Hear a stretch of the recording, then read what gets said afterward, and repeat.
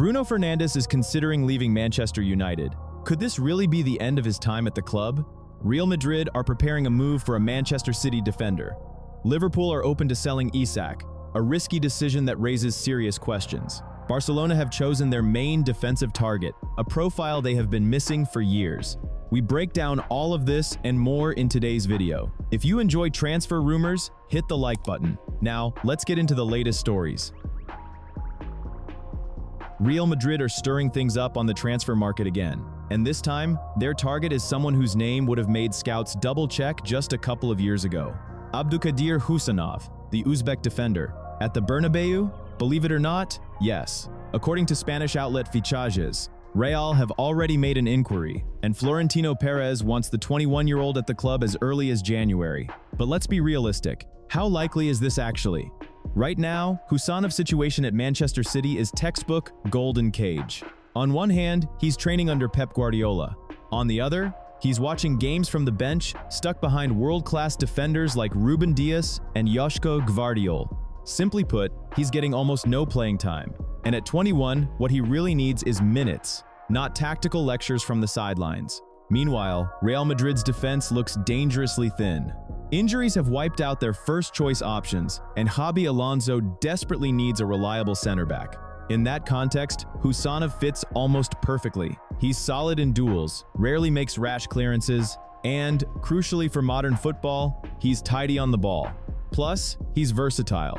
If needed, he can slot in at right back too. Think of him as a Swiss Army knife from Uzbekistan. But here's the big question. Will City really let him go mid-season, right in the middle of a title race? Guardiola isn't naive. Losing a player like this halfway through the campaign would be shooting themselves in the foot. And with Husanov signed until 2029, City have every reason to hold on to him tightly. That's why Madrid are reportedly pushing for a loan instead. The logic is simple. Bring him in now to patch up the backline and reassess later. There's no doubt Husanov has talent. When he's played for City, he's shown he belongs at that level. He's got all the tools to become a future star: game intelligence, physicality, composure. But does he have the mental strength to step straight into Real Madrid's system? Because pressure in Madrid is on another planet. Mistakes that Pep might break down calmly in training get punished instantly at the Bernabeu. You were either hailed as the next Ramos or forgotten before the final whistle. Husanov clearly needs time to adapt. But will Alonso give him that luxury when results are needed yesterday?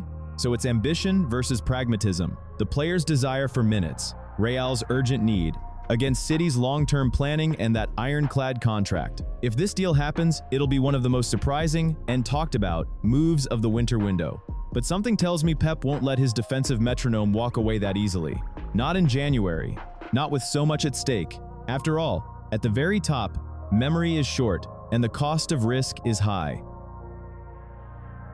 When you hear that Liverpool are already seriously discussing the possible sale of Alexander Isak, it's hard not to think this has to be one of the strangest stories of the season. According to Spanish media, the club is ready to consider offers for the Swede at the first real opportunity. And among the potential destinations, Saudi Arabia, a move that could recoup a significant chunk of the money spent on him last summer.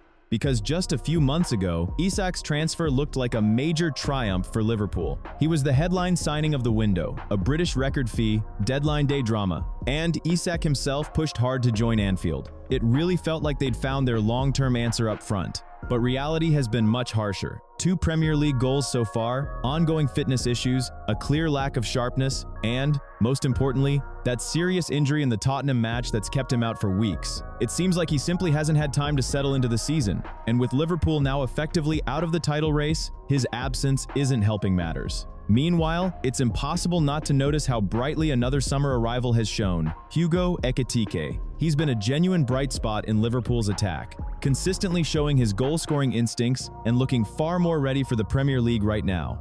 And that raises the toughest question for Isak. If Ekitike keeps this up, it'll be extremely difficult for the Swede to win back a starting spot. Now, of course, talking about selling a player you've just signed to a 6-year deal after only 6 months feels rushed. But the situation is developing in a way that Liverpool's management is already thinking about Isak's future, if his form stays at this level until next summer. Especially if the team misses out on Champions League football. That would put real pressure on the wage bill, and keeping an expensive striker who isn't delivering becomes very hard to justify. On the other hand, Isak has already proven at Newcastle that he can be a top Premier League forward. These persistent injuries have clearly disrupted his adaptation, but the quality is there. Right now, Liverpool seems stuck in a tough spot. On one hand, they're not used to spending this kind of money, and usually operate with extreme financial discipline. On the other, writing off a player they invested so heavily in, both financially and emotionally, feels premature, especially when he still has plenty of time to turn things around. Ultimately, everything will come down to the next few months. Can Isak return from injury in good shape? Will he click with his teammates? And, most crucially, will Ekitike keep performing at this level? If the answer to that last one is yes, competition for the central striker role will become intense. And then the club might genuinely have to ask, do we really need two high-priced center forwards when one clearly isn't meeting expectations right now? For now, Liverpool aren't making any final decisions, but they're definitely keeping a sale as a real option in the back of their minds. And honestly, this is one of those cases where a summer triumph has turned into a winter headache awfully fast.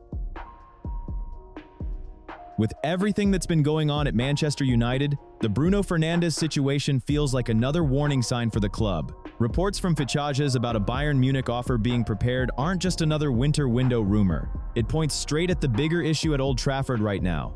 According to the source, Bayern are seriously considering a move for United's captain, and they'd be ready to offer around 50 million euros. That number isn't shocking, especially when Bruno is already 31, but it's still significant enough to treat as a starting point. The key part isn't the money, it's what it represents. One of the most stable clubs in Europe trying to pull a leader away from a club that hasn't been able to find real stability for years. Bruno was already linked with a move in the summer. Back then, teams from the Middle East were mentioned, and the figures being talked about were much higher, but nothing came of it. Bruno stayed, kept playing, and if anything, he actually improved. Quick pause, friends. Hit like or dislike on the video.